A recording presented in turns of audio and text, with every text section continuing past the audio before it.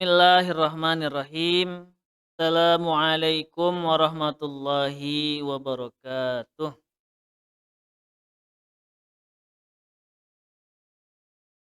Alhamdulillah, alhamdulillahirabbil alamin. Bihi nasta'inu ala umurid dunya waddin. Shalatu wassalamu ala sayyidil mursalin. Billahi sallallahu alaihi wasallam wa ala alihi wa sahbihi ajma'in. Amma ba'du. Alhamdulillah, pemirsa, para santri dan santriwati, Satid wal ustazat, ayah bunda, murid pesantren modern Primago. Alhamdulillah pada pagi hari ini kita bersyukur kepada Allah Subhanahu wa taala. Nah, saat pagi ini kita masih bisa bertatap muka, bermuajah, sama-sama menunaikan kewajiban kita selaku manusia, yaitu beribadah mata hanya kepada Allah. Kemudian salawat serta salam tidak lupa selalu kita panjatkan kepada baginda Rasulullah Sallallahu Alaihi Wasallam, mana kita sebagai pengikutnya juga kita memohon syafaatnya di yaumil akhir kelak. Mudah-mudahan kita semuanya hadir di sini, saudara muslimin wal muslimat, jadi satu barisan sama Rasulullah Sallallahu Alaihi Wasallam.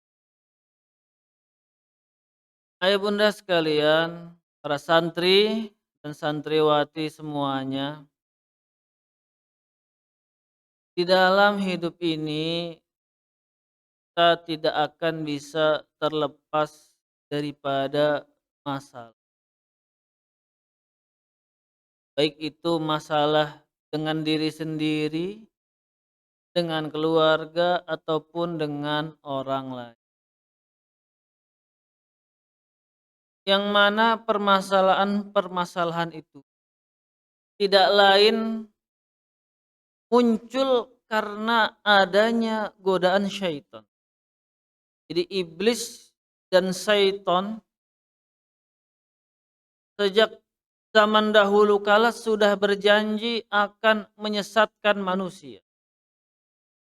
Maka manusia dapat permasalahan-permasalahan, tujuannya adalah supaya lama-kelamaan manusia itu, sang hamba tersebut, jauh dari Allah. Maka kita harus berhati-hati terhadap godaan syaitan. Tidak salah bahwa setiap hari kita diwajibkan untuk memohon perlindungan. Jadi kalau secara rasional itu kita berlindung dari apa? Misalnya ya, ketika terjadi gempa, ada reruntuhan bangunan. Reruntuhan bangunan itu mau jatuh. Mana kita? Kita berlindung ke tempat lain yang tidak ada reruntuhan bangunan sehingga kita selamat daripada kejatuhan barang-barang atau yang reruntuhan batu-batu dari bangunan yang akan menimpa kita. Contoh lain kita misalnya mau berlindung dari hujan deras, ya kita pakai payung supaya tidak kebasahan. Jadi konsep berlindung adalah dari sesuatu yang berbahaya dan membahayakan kita. Seandainya tidak ada perlindungan, maka kita akan merugi terkena bahaya tersebut. Kayak lafaz ta'awuz itu bunyinya a'udzu billahi minasyaitonir rajim. Aku berlindung kepada Allah dari godaan syaitan yang terkutuk.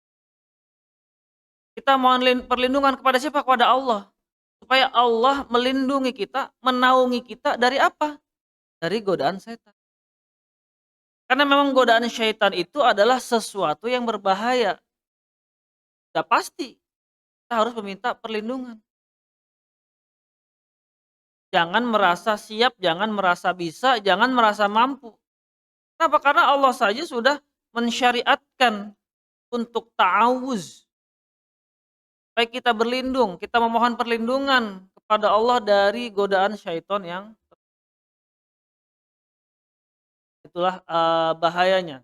Bahayanya godaan syaitan sampai-sampai kita nggak mampu, kita nggak bisa, kita harus memohon pertolongan kepada Allah.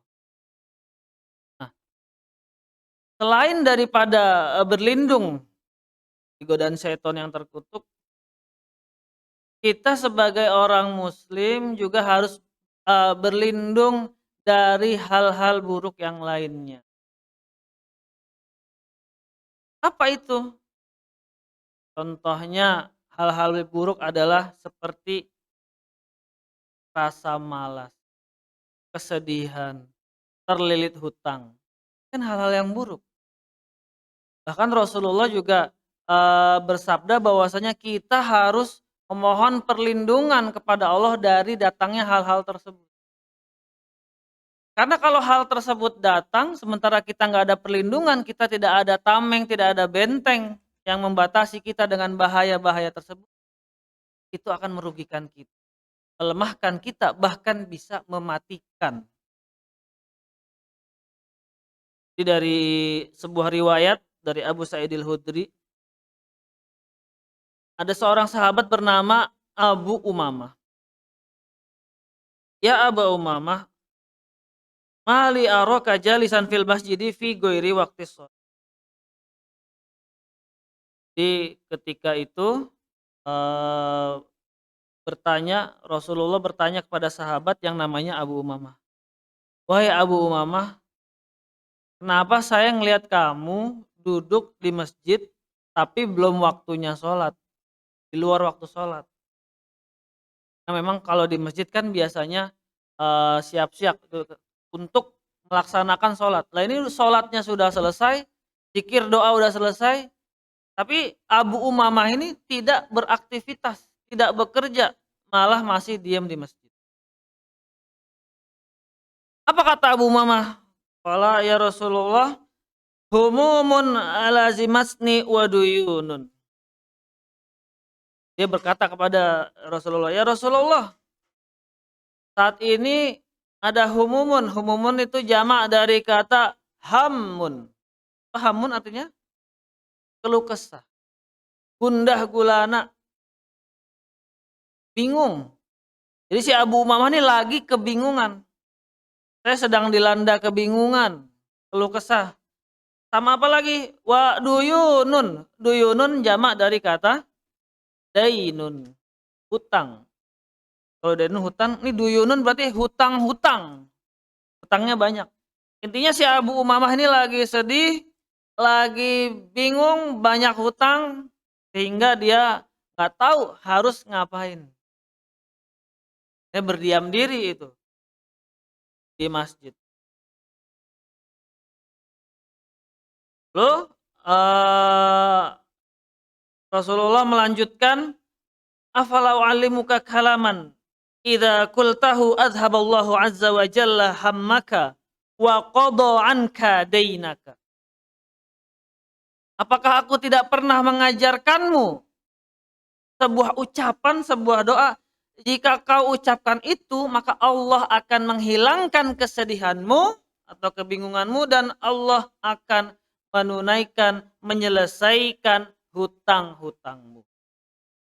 Qala bala ya Rasulullah. Apa itu wahai Rasulullah? Ya, Rasulullah membacakan doa, qala qul idza asbahta wa idza amsayta. Kalau pagi, bahta, sore, amsayta, setiap pagi, setiap sore dibaca doanya.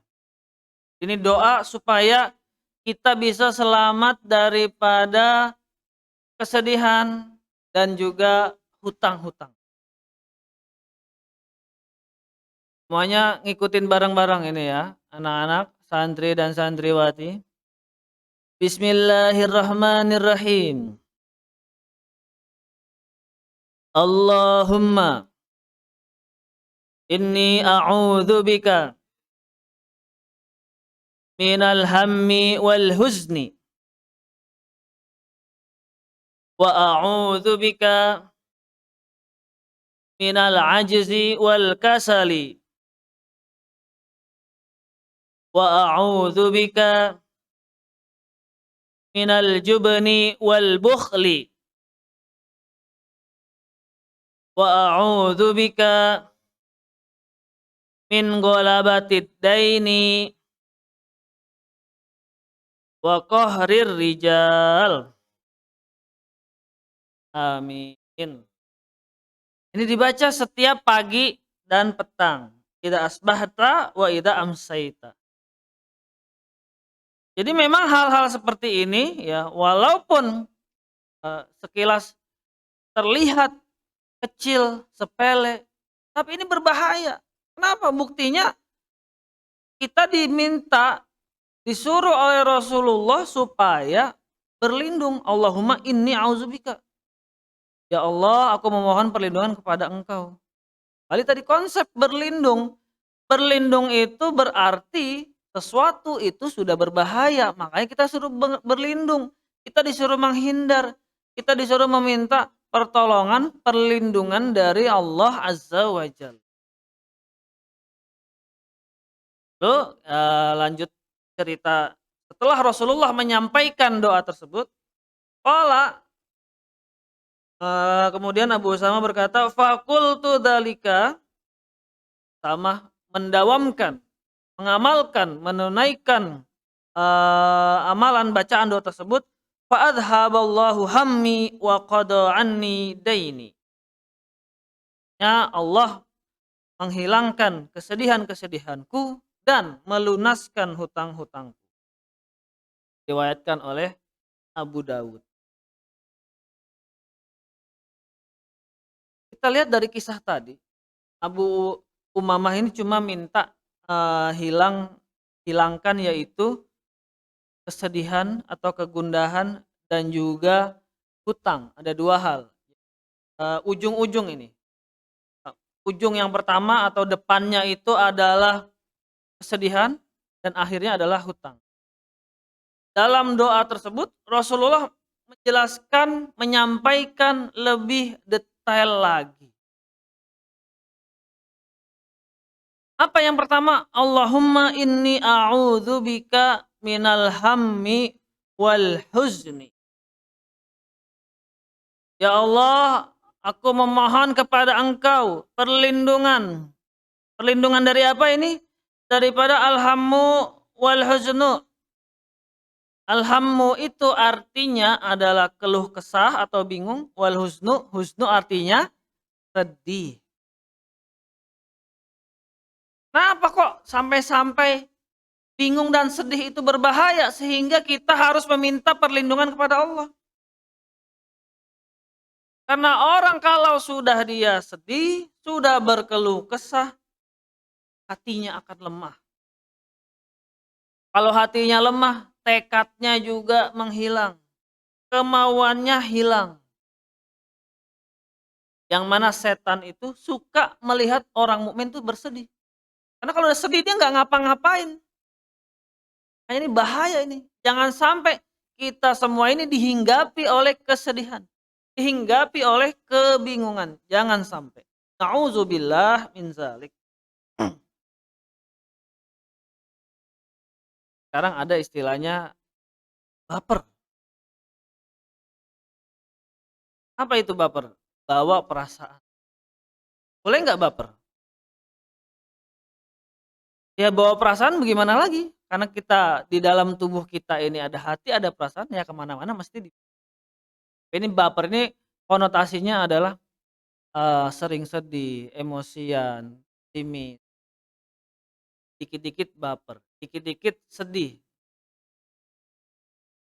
Hanya ada doa ini, Allahumma inni a'udzubika minal hammi wal husni. Setiap kali ada masalah yang membuat kita baper, membuat kita sedih, membuat kita lemes, nggak apa-apa, wajar memberikan tanggapan memberikan respon seperti itu. Tapi jangan sampai berlarut-larut. Nah, alhammu itu artinya apa alhammu? Tadi artinya adalah bingung, keluh kesah. Sama nggak sih alhammu dengan alhuznu itu? Beda. Jadi, ada yang bilang ada 2 pendapat, yang membedakan antara alhammu dan alhuznu. Ada yang berpendapat bahwasanya al-huznu itu, kesedihan itu menyebabkan terjadinya alhammu. Jadi alhammu ini lebih besar. Istilahnya sedih yang sangat itu menjadi alhammu. Pendapat lain dan ini pendapat yang, paling kuat, alhammu itu, keluh kesah itu di amrin mustaqbal, yaitu untuk sesuatu yang akan datang, yang belum terjadi. Kita keluh kesah, kita bingung, kita khawatir. Waduh ini langitnya mendung ini. Kira-kira awannya akan pergi atau akan terjadi hujan? Itu bingung itu, keluh kesah. Nanti gimana saya di perjalanan kalau misalnya kehujanan? Nanti gimana kalau misalnya hujan sampai banjir? Nanti gimana kalau misalnya ternyata panas terik, sangat menyengat? Itu kan belum terjadi, baru kelihatan mendung. Kena alhamu, keluh kesah. Dan sampai. Nah, kalau al-huznu berarti kebalikannya. Alhamu li amrin mustaqbal, fal huznu li amrin madin. Huznu itu kesedihan atas yang telah lampau. Kan kalau di dalam Sirah Nabawiyah, Rasulullah pernah mengalami namanya amul huzni, tahun kesedihan. Jadi pada tahun itu memang Rasulullah sedih sebenar-benarnya sedih. Sedih karena apa? Karena yang baru terjadi, yang sebelumnya terjadi yaitu meninggalnya eee, istri tercinta beliau, Sayyidah Khadijah Al-Kubra dan juga paman beliau Abu Thalib. 2 orang terdekat beliau yang selalu mendukung, mensupport dakwah beliau, yang mendukung secara moral, secara diplomatis dan birokratis Abu Thalib, paman beliau, karena dari keluarga yang dekat sehingga dakwah gampang. Yang mendukung secara ekonomi, istri beliau Khadijah dengan bisnisnya, perdagangannya. Jadi dakwah Rasul itu nggak ada istilahnya kekurangan uang, kekurangan dana nggak ada. Nah, 2 hal yang paling penting pada diri beliau telah Allah ambil. Rasulullah bersedih. Itu namanya amul husni, tahun kesedihan. Nah, sedih atas yang telah lampau. Nah, kalau sedih ini dibiarkan terus berlarut-larut, berbahaya. Tiap hari kepikiran, makan itu nggak terasa. Mau ngapain, keliling ke sana ke sini, masih diliputi kesedihan. Jadi badan bawahnya lemes terus. Ini bahaya ini. Jangan sampai terjadi. Jika kita mendapatkan sesuatu, kita bingung atas apa yang akan datang, atau kita bersedih atas apa yang telah menimpa kita di masa lalu, cukup saat itu saja. Jangan diteruskan. Nah, doa ini bisa menghilangkan kebaperan-kebaperan di antara kita. Allahumma inni a'udzubika minal hammi wal. Kemudian yang kedua apa lagi? Setelah kita berlindung daripada keluh kesah dan kesedihan, kita juga harus berlindung daripada yang namanya al-ajzu wal kasalu. Allahumma inni a'udzubika minal ajzi wal kasali. Ajzu itu artinya lemah. Kasal artinya malas. Jangan sampai kita sebagai seorang muslim merasa lemah, merasa malas. Muslim yang paling dicintai adalah muslim yang kuat. kuat hatinya, kuat fisiknya, kuat jiwanya, kuat akalnya, kuat segala-galanya. Ini setan paling senang ini kalau ngelihat orang Islam itu lemah, males, mager, kaum rebahan. Ini setan paling senang. Makanya kita setiap pagi, tiap sore, pada subuh, pada asar, kita naungi dengan doa ini untuk menguatkan kita. Nah, al-ajzu itu apa sih al-ajzu? Lemah itu apa? Lemah ini al-ajzu itu didefinisikan adamul qudrah 'alal khair. Jadi ketiadaan kemampuan untuk berbuat baik, itu lemah. Nih kita bedakan dulu nih, al-ajzu wal kasal adalah 2 hal yang berbeda. Jadi kalau lemah itu, orang lemah adalah nggak mampu, tidak adanya kemampuan untuk berbuat kebaikan. Jangan sampai orang Islam itu jadi lemah. Kira-kira kenapa sih kita itu bisa menjadi lemah? Dan apa yang membuat kita kuat? Jawabannya mudah, karena dilatih. Ini ada yang tahu siapa manusia tercepat di muka bumi? Yang asli, bukan yang fiksi. Pelari, sprint tercepat. Iya, peraih, medali olimpiade, Usain Bolt. 100 meter cuma 8,9 detik. Kita ngitung nih 1, 2, 3, 4, 5, 6, 7, 8, dia sudah sampai finish. Pertanyaannya adalah kira-kira untuk meraih, juara satu ini lomba lari itu sprint 100 meter itu, cukup nggak latihan sehari 2 hari? Nggak cukup, itu dilatih berhari-hari, berkali-kali, hanya bisa sampai ke kecepatan itu. Makanya kalau lemah itu udah emang benar-benar nggak ada kemampuan lagi. Dengan kita melatih setiap hari, kemampuan itu akan lahir, akan tumbuh. Coba latihan sehari, pemanasan, jarak pendek dulu bisa, entar udah bisa jarak menengah, udah rutin lagi tambah lagi jaraknya, tambah jauh lagi sampai maraton dan seterusnya. Itu bisa. Jangan sampai kita ini jadi orang yang lemah, karena itu tadi, setan menyukai orang-orang yang al-ajzu wal kasal, lemah, malas lagi.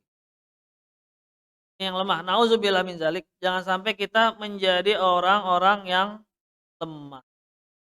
Nah, kalau al-kasal itu apa? Al-kasal, pemalas itu, ini beda nih. Kalau lemah emang dia, udah nggak mampu, nol, belum ada kemampuan. Nah, al-kasal itu adalah adamu bi'asun nafsi lil khair. Jadi tidak ada di dalam jiwa itu kebangkitan untuk berbuat kebaikan. Qillatur raghbah fihi, kemauannya dikit. Ma imkanihi fahuwa yastat. Sebenarnya bisa tapi nggak mau. Orang-orang malas itu. Orang malas itu tidak ada, keinginan atau kebangkitan dalam jiwanya, dalam dirinya untuk berbuat baik padahal dia bisa. Jadi kalau al-ajzu itu orang benar-benar nggak bisa, al-kasal orang yang bisa tapi tidak mau melakukannya.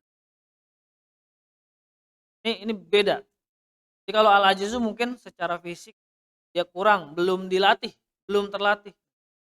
Al-kasal ini secara fisiknya bisa, tapi nggak mau. Jangan sampai, mudah-mudahan kita terlindung daripada kedua hal ini. Ada sebuah, mahfuzat atau syair yang berkaitan dengan al-ajzu wal kasal. Man rafaqar roha, faraqar roha waqtar roha. Saya ulangi lagi. Man rafaqar roha, faraqar roha waqtar roha.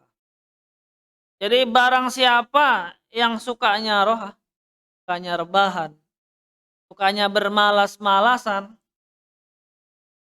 dia akan meninggalkan istirahat itu di waktu istirahat. Jadi simpelnya gini, kalau kita sering istirahat, dikit-dikit istirahat, maka ketika dia nanti waktunya seharusnya dia istirahat, dia malah kehilangan, tidak akan istirahat. Contohnya misalnya ada PR, ada tugas, ustazah ngasih tugas pagi hari, kerjakan soal ini, soalnya ada 3, kumpulkannya kapan? Kumpulkannya minggu depan. Orang yang lemah, orang yang malas, dia akan nunda itu. Ini hari Jumat ini, entar ajalah hari Sabtu, entar aja hari Ahad, Senin, Selasa, Rabu, Kamis. Hari Kamis malam Jumat dia bingung, "Oh iya besok ada tuh." Ini masih mendingan ini. Kenapa? Karena masih ingat, kan masih bisa ngerjain malamnya. Tapi ketika sudah tiba hari Jumat, mau masuk ke kelas, waduh tugasnya 3 soal belum dikerjain. Akhirnya harusnya bisa ngerjainnya santai, ngerjainnya enjoy, bisa nanya temen, bisa mencari-cari cara, melihat referensi, nyari-nyari dibaca di buku. Akhirnya terburu-buru, tergesa-gesa, jawabnya sekenanya, bahkan seringkali terjadi nggak sempat mengerjakan. Nauzubillah min dzalik. Makanya ketika ada tugas, ada PR, kalau memang waktunya masih lama, jangan nunggu dekat, kerjaan saat itu. Karena apa? Kondisi kita, ingatan kita, masih anget ini. Ibaratnya, mesin ini lagi panas-panasnya. Udah selesaikan waktu itu juga. Misalkan PR-nya dari jam pertama. Kalau waktu istirahat kita kosong, nggak ngapa-ngapain, jangan tidur, jangan malas-malesan ngobrol, udah kerjain aja, dicicil satu soal. Entar istirahat zuhur, kerjain lagi. Enak itu, satu. Nanti malam, ada waktu kosong buat belajar malam, kerjain lagi. Udah hari pertama selesai, nggak ada beban. Jadi waktu yang lain bisa dimanfaatkan untuk kegiatan-kegiatan lainnya. Tapi kalau sebaliknya ditunda sampai datang harinya belum ngerjain, nah ini al-ajzu wal kasal. Bukan nggak mampu ya, malas tuh nggak mampu, malas itu sebenarnya dia mampu, cuman nggak mau. Nah, apalagi dengan yang namanya ibadah. Malas dalam ketaatan itu adalah sifat yang tercela. Jadi kalau di dalam Al-Qur'an ada ayat yang berbunyi, qamu kusala. Kalau lagi datang waktu sholat, iya dia sholat, tapi sholatnya itu qamu kusala, sholat dengan bermalas-malasan, lemes, nggak serius, nggak sungguh-sungguh. Nauzubillah min dzalik. Nah ini jangan sampai, karena jangan sampai, al-ajzu wal kasal menjangkiti kita, jadi virus dan menyebar di antara kita, jangan sampai. Kita harus berlindung kepada Allah daripada al-ajzu wal kasal, supaya kita tidak mager. Apa itu mager? Males gerak. Harus didoain itu tiap pagi, tiap sore. Karena kita beraktivitas setiap hari, dan sampai hilang. Kalau kita mager, lagi males ini, maunya rebahan, ingat ini, "Allah, aku berlindung kepada Engkau daripada kemalasan, daripada kelemahan." Ting. Kalau al-ajzu wal kasal sudah hilang, insya Allah kerjaan apapun, program apapun, cita-cita setinggi apapun pasti bisa diraih. Asalkan tidak ada al-ajzu dan al-kasal. Ya tadi, Allahumma inni a'udzubika minal hammi wal huzni wa a'udzubika minal ajzi wal kasali wa a'udzubika minal jubni wal bukhli. Nah, ini yang ketiga. Kita diminta berlindung pada sesuatu yang berbahaya. Yang ketiga itu ada namanya al-jubnu wal bukhlu. Wa a'udzubika minal jubni wal bukhli. Al-jubnu ini terjemahannya adalah sifat pengecut. Diddus syaja'ah. Ada pengecut, ada pemberani. Di al-jubnu itu kebalikannya daripada berani. Khaufan 'alan nafsi. Jadi dia takut sama dirinya sendiri, nggak pede, nggak percaya kalau sebenarnya dia bisa. Contoh, misalnya nih santri dan santriwati ini lagi ada acara lomba pidato. Itu kan sebelum lomba ditunjuk-tunjuk dulu. Kamu aja yang maju, kamu aja yang ikut. Pasti itu kalau pertama kali ditunjuk, itu minder itu. Itu gimana ya? Nanti kalau saya maju, saya nggak bisa, saya nggak apal. Takutnya kalau saya udah hafal, saya lupa di tengah karena diliatin banyak orang, diliatin teman-teman saya. Udah minder duluan, padahal belum maju. Sekarang, kalau kita nggak belajar untuk mencoba, kapan lagi? Udah maju aja dulu, pidato. Gak apa, hari ini baru bisa salam sama pembukaan bahasa Arab. Belum bisa isinya, belum bisa penutupnya, kesimpulannya belum bisa. Gak apa-apa, itu aja dulu, yang penting maju. Kalian bisa maju, berdiri dengan tegak, lantang mengucapkan salam pembuka di hadapan teman-teman kalian, sudah bagus. Banyak loh teman-teman kita yang sudah maju, masih megang teks begini, bergetar, kakinya gemetar, belum biasa berdiri di depan banyak orang, di depan publik. Ya nggak apa-apa, namanya belajar, yang penting maju dulu. Jangan sampai ada al-jubnu, ini bahaya. Kalau kita pengecut, nggak berani, nggak mau maju, ya udah diem aja di situ. Tidak ada kemampuan yang kita miliki. Dan akhirnya kita kalau nggak berani ngomong di depan orang, apa-apa dipendam sendiri. Jadi masalah, memberatkan diri sendiri. Nah, wa a'udzubika minal jubni wal bukhli. Al bukhlu ini artinya adalah bakhil atau kikir. Kikir sama pengecut ini masih saudaraan, temenan ini. Kenapa? Karena orang yang kikir itu sebenarnya dia apa contohnya? Misalnya ada kotak amal lewat. Sebenarnya di kantong mah ada uang. Cuman dia mikirnya, "Ah, ini saya kalau pakan uang ini, uangnya berkurang. Entar saya nggak bisa jajan, entar laper, entar uangnya habis." Akhirnya nggak jadi. Kan sebenarnya takut itu, dia takut. Takut gara-gara uangnya diinfakkan, akhirnya dia merasa kehilangan dan takut akan kelaparan. Padahal nggak ada ceritanya orang itu yang miskin karena sedekah. Nggak ada.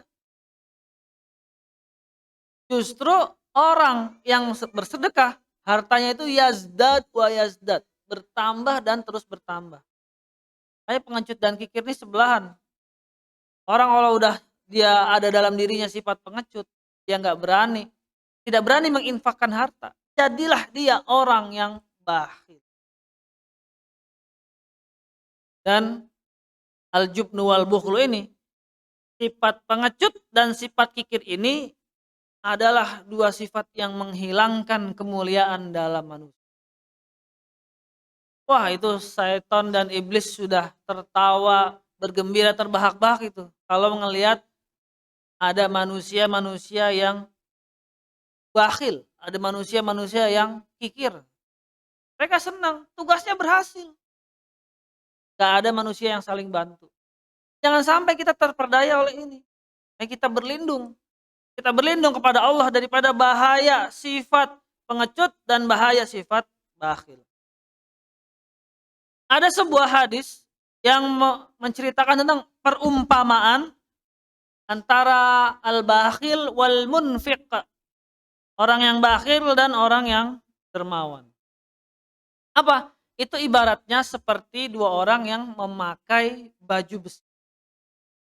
Nah, orang yang dermawan ini yang suka berinfak, ketika dia pakai baju besi, padahal bajunya cuma kecil itu. Tapi karena dia sering berinfak, lama-kelamaan baju itu melebar, melebar, melebar, sampai akhirnya seluruh tubuhnya tertutupi baju besi. Ibaratnya kalau di dalam medan perang, itu udah paling aman itu, semuanya tertutupi baju besi. Nah, orang yang bakhil itu ibaratnya orang yang pakai baju besi, tapi cuma nutupin setengah badan aja, nggak semuanya ketutup. Dan lama-kelamaan baju besinya itu menyempit, sampai nempel di kulitnya. Wah sakit tuh, Ustaz. Ih, sama besi gimana rasanya? Itu perumpamaan orang yang dermawan sama orang yang semoga Allah mudahkan kita untuk selalu menjadi orang-orang yang munfik, dermawan. Amin ya rabbal. Nah, wa a'udzubika minal jubni wal bukhli, dan doa ini ditutup dengan perlindungan, yaitu dari apa? Wa a'udzubika min golabatid daini wa qahrir rijal. Ada juga naskah hadis yang menyebutkan min dol'id daini aja. Min golabatid daini wa qahrir rijal. Apa itu dua hal yang terakhir yang harus kita mohon perlindungan kepada Allah? Golabatid dain, tekanan hutang. Di golabatid dain ini dimaknai adalah sikludain wa syiddatuhu, daripada bahayanya utang. Orang kalau sudah berhutang itu bukan hanya dia merasa bingung, terdesak. Orang terhutang yang biasa berhutang itu rentan berbohong. Kenapa? Ya kalau waktunya ditagih uangnya belum ada, bagaimana? Sementara sudah dijanjikan. Ini bahaya berhutang. Hutang dan bohong ini memang sebelahan ini. Makanya kita berlindung kepada Allah, ya Allah jangan sampai kita ini punya hutang. Apalagi hutangnya berbunga-bunga, bertumpuk-tumpuk. Hutang emang tuh sekilas depannya aja enak. Tapi setelahnya ketika ditagih uang yang nggak ada, nah itu bahaya. Itu hati udah sempit lah, ya kan? Rumah seluas apapun, tapi kalau ada hutang, wah itu sempit. AC sedingin apapun, punya 18, 19, rasanya gerah kalau hutang belum lunas. Dan juga kohori rijal. Ya Allah lindungi kami daripada kohori rijal, kezaliman manusia. Kohori rijal ini berarti adalah az-zulmu wal udwan minan nas. Kezaliman dan juga permusuhan daripada manusia. Jangan sampai kita ini mendapatkan kezaliman, dapatkan permusuhan dari sama teman, sesama manusia. Ya bisa jadi tidak lain dan tidak bukan karena redaksi sebelumnya, golabatid dain, karena hutang. Kan banyak begitu ya. Orang udah punya hutang, ya, kayak riba. Nah itu yang nagih itu kadang bukan orangnya. Ada namanya rentenirnya, Pak, algojonya. Apa itu istilahnya yang suka nagih hutang ya? Debt collector.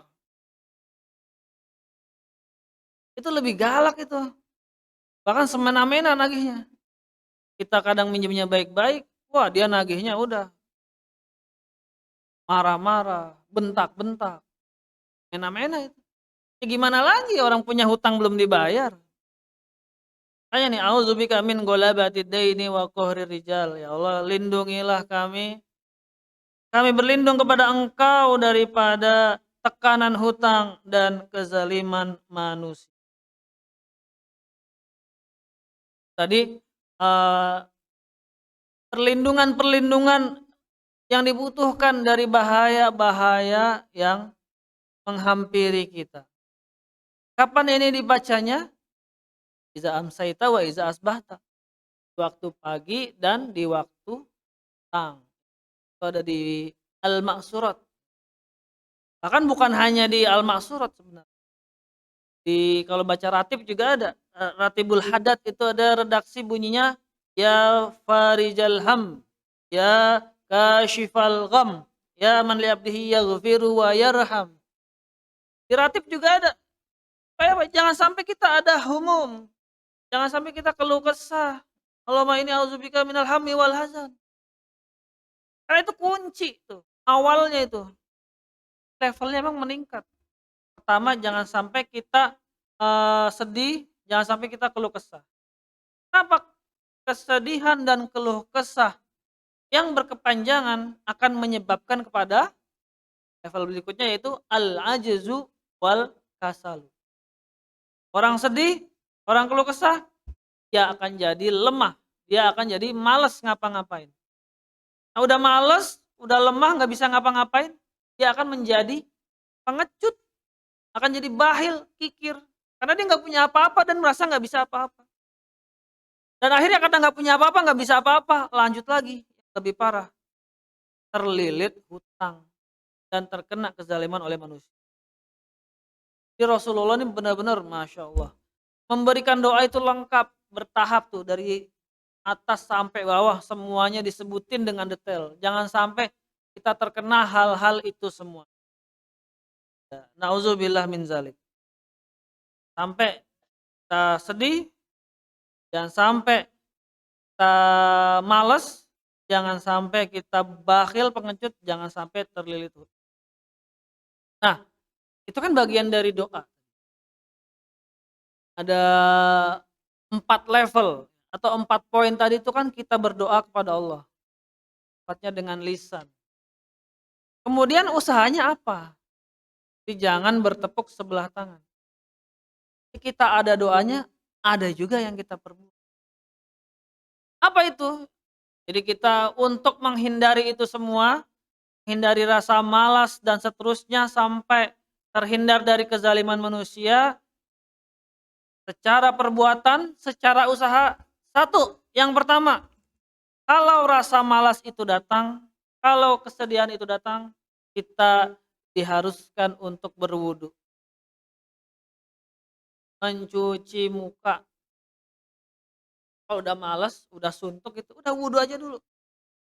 Belajar ini, wah kayaknya bosen ini, belajar nggak paham-paham, nggak masuk-masuk ini ilmunya, akhirnya ngantuk, ngobrol, udah wudu dulu, perbaharui niat, udah seger, udah jernih pikiran, baru mulai lagi. Kalau rasa malas datang, wudu dulu. Setelah itu apa? Yang kedua, berdoa. Berdoa supaya apa? Supaya kita mudah pelajarannya dipahami, mudah semua urusan-urusan selesai. Doa juga penting, jangan cuma wudu. Jadi doa, zikir, sholat, sholawat, itu beriringan. Kemudian yang ketiga, kita harus memahami konsep waktu. Apa itu konsep waktu? Hadis riwayat Bukhari Muslim. 5 sebelum 5. Ayo, apa aja? 5 sebelum 5. Muda sebelum tua. Sehat sebelum sakit. Kaya sebelum miskin. Luang atau lapang sebelum sempit. Hidup sebelum mati. Ini konsep waktu ini. 5 sebelum datangnya 5. Ya kalau tahu lagi sehat, ya Ingat, nanti tuh ada sakit. Ada kalanya kita akan merasakan sakit. Maka ketika sehat jangan males-malesan, jangan nunda-nunda. Langsung kerjakan sekarang juga mumpung masih sehat, masih bugar, masih bisa. Ini masih muda, ada harta, ada kecukupan, ada istitoah ilaihi sabila, langsung naik haji, umroh. Jangan ditunda, nanti ajalah kalau udah 40, nanti ajalah kalau umur udah 50. Iya kalau ada umur. Iya kalau umur segitu masih sehat. Mumpung sekarang masih sehat, ada uang, ada dana, berangkat. Jangan ditunda-tunda lagi. Ini konsep waktu ini. Bahkan lebih sempitnya lagi, kalau dalam satu hari itu kita ada kerjaan, pagi jangan tunggu sore. Hadis riwayat Bukhari, "Idza amsaita fala tantaziris sobah, wa iza asbahta fala tantaziril masa." Kalau ada kerjaan sore, ya kerjain, jangan nunggu besok pagi. Kalau ada kerjaan pagi, kerjain juga, jangan nunggu sore. Bukannya malah dibalik, kalau saya kerjain sekarang, besok saya ngapain? Balik itu. Kalau saya sekarang sibuk, besok ngapain? Ya besok pasti ada kesibukan lagi. Justru dengan menunda-nunda itulah yang berbahaya, yang bikin rasa malas, akhirnya mepet, akhirnya kita gundah, akhirnya sedih dan seterusnya. Wahud min sihatika li saqomika wa min hayatika li mautika. Mumpung masih sehat ya, kerjakan sebelum sakit. Mumpung masih hidup, berbuat baik sebanyak-banyaknya sebelum ajal datang menjemput. Kemudian usaha apa lagi? Tadi yang 3 memahami konsep waktu, yang keempat adalah kita kalau misalnya bosan, kalau misalnya datang rasa malas, kita harus mengubah, kita switch kegiatan ketaatan dengan ketaatan yang lain. Jadi kalau kita sedang mengerjakan sesuatu, bosan, kita ganti. Kita oper dulu kegiatan lainnya supaya nggak bosan. Contohnya, eee, lagi menghafal, wah udah mulai lama nih suntuk nih, tapi masih pengen ngaji. Diganti, menghafal itu kita ganti dengan mendengarkan. Mendengarkan kajian, MP3 atau hafalan. Jadi kan, sebelumnya yang aktif itu adalah, mulut atau mata sambil melihat, menghafal, membaca Al-Quran, diganti jadi telinga yang mendengar. Fokusnya berubah, diganti kegiatannya. Itu kan kalau bisa kita lihai, kita pandai, mengganti suatu multitasking, gantinya berurutan gantinya, itu akan lebih banyak dapatnya, lebih banyak manfaatnya. Daripada kita mengerjakan sesuatu, bosen, bosen ya bukan capek ya, kalau capek istirahat, ini bosen akhirnya nggak ngapa-ngapain. Jadi jangan sampai. Maka kalau udah datang rasa malas, datang rasa bosan, diganti dengan kegiatan yang baik lainnya. Kemudian yang terakhir, yang kelima, jangan lupa ya, supaya selain kita mohon perlindungan daripada bahaya-bahaya tersebut, yang kelima adalah kita mengerjakan amal soleh.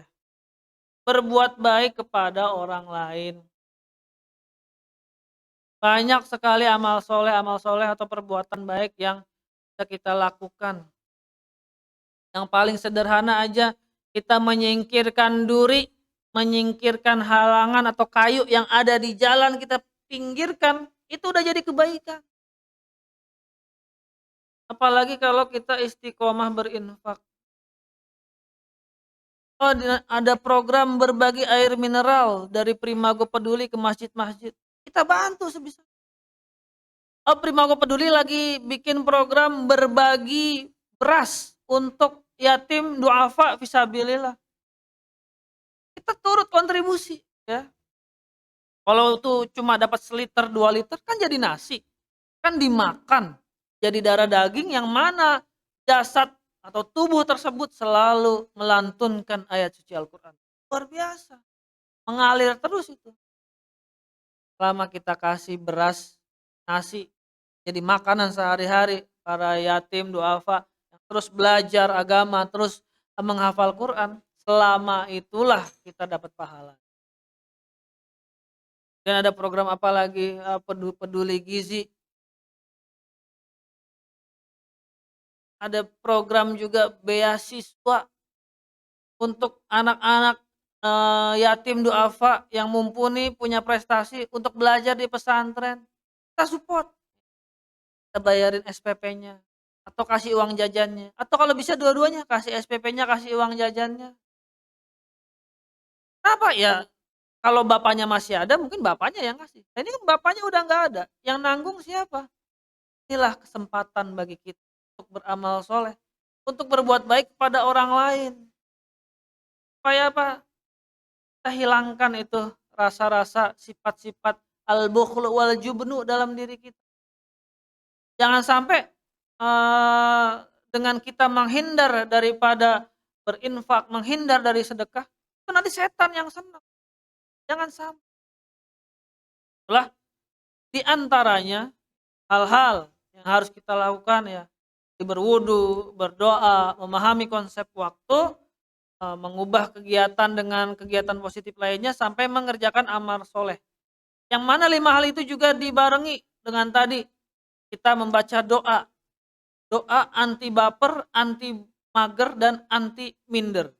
Kita baca doa lagi dari pertama supaya bisa hafal dan mudah diingat. Bismillahirrahmanirrahim. Allahumma inni a'udzubika minal hammi wal huzni wa a'udzubika minal ajzi wal kasali wa a'udzubika minal jubni wal bukhli wa a'udzubika min qalabatid daini wa qahrir rijal. Amin. Kalau yang tiap hari udah sering baca zikir, maksurat pagi dan petang, pasti menemukan ada doa ini.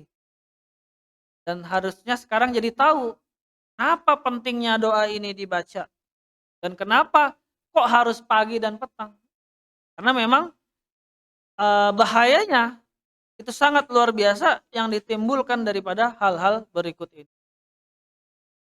Usikum wa iyaya nafsi bitaqwa. Sama-sama kita mohon semoga kita bisa istiqomah. Santri, santriwati, pesantren Modern Primago, para asatid, wal ustazat, ayah bunda, dan seluruh pemirsa dari Primago TV, semoga semuanya dihindarkan daripada kesedihan, dihindarkan daripada keluh kesah, dihindarkan daripada lemah dan malas, dihindarkan daripada sifat pengecut dan sifat bakhil, dan juga dihindarkan daripada hutang dan kezaliman. Jadi sama-sama kita tutup dengan doa Al-Fatihah. Alhamdulillahirabbil alamin. Iyyaka na'budu siratal ladzina an'amta. Astaghfirullahaladzim, astaghfirullahaladzim. Lakal hamdu ya Allah ya Karim ya Maulana ya. Min jami'il ma'asi wa dzunub la haula wala quwata illa billah.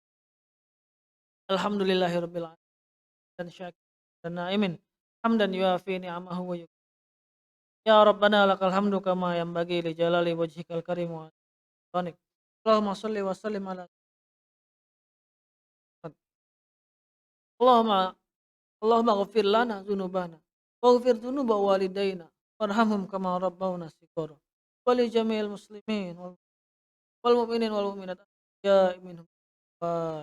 Allahumma rabbana arinal haqqa warzuqna wa arinal batilan batilan warzuqna. Allahumma ij'al auladana auladan sholihin was sholihat hafizin wa hafizatil Qur'an was sunnah fuqahaun fid din mubarakan hayatahum fid dunya. Rabbana taqabbal minna innaka antas samiul alim wa tub 'alaina innaka antat tawwabur rahim. Rabbana atina fid hasanah fil akhirati hasanah wa qina adzabannar. Fadlika subhana rabbika amma yasifun wa salamun alal mursalin.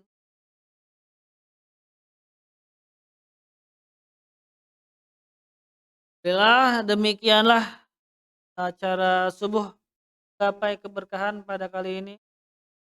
Saya pribadi mohon maaf bila mana ada kata-kata yang salah, kata-kata yang kurang berkenan, karena sesungguhnya yang benar itu hanya datang dari Allah, adapun yang salah dari saya pribadi.